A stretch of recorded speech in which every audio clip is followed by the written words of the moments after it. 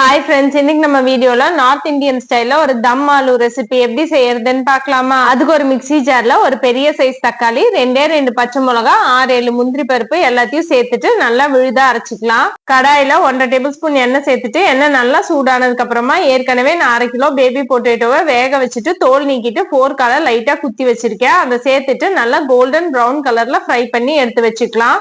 அதே கடாயில 1 table spoon சீரகம் சேர்த்துட்டு சீரகம் நல்லா பொரிஞ்சதுக்கு அப்புறமா ஒரு பெரிய வெங்காயத்தை பொடியா நறுக்கி சேர்த்துக்கலாம். கூடவே 1 டேபிள் ஸ்பூன் உப்பு சேர்த்துட்டு வெங்காயம் நல்லா பொன்னிறமா வதக்கிக்கலாம். வெங்காயம் நல்லா வதங்கி வந்ததுக்கு அப்புறமா அது கூட 1/2 டேபிள் ஸ்பூன் மஞ்சள் தூள், 1 டேபிள் ஸ்பூன் தனி மிளகாய் தூள், 1/2 டேபிள் ஸ்பூன் சீரகத்தூள், 1/2 டேபிள் ஸ்பூன் கரம் மசாலா எல்லாத்தையும் சேர்த்துட்டு மசாலாவோட பச்சை வாசம் போனதுக்கு அப்புறமா அது கூட நம்ம ஏற்கனவே அரைச்சு வச்சிருக்க தக்காளி விழுதை சேர்த்துக்கலாம். மீடியம் ஹீட்ல வச்சு ஒரு 5 நிமிஷம் நல்லா வதக்கி விட்டோம்னா மசாலாவோட பச்சை வாசம் எல்லாம் போய் இது மாதிரி எண்ணெய் பிரிஞ்சு வரும். இந்த ஸ்டேஜ்ல ஒரே 1 டேபிள் ஸ்பூன் தயிரும் 1/4 டம்ளர் தண்ணியும் சேர்த்துட்டு நல்லா கலந்து விட்டுக்கோங்க.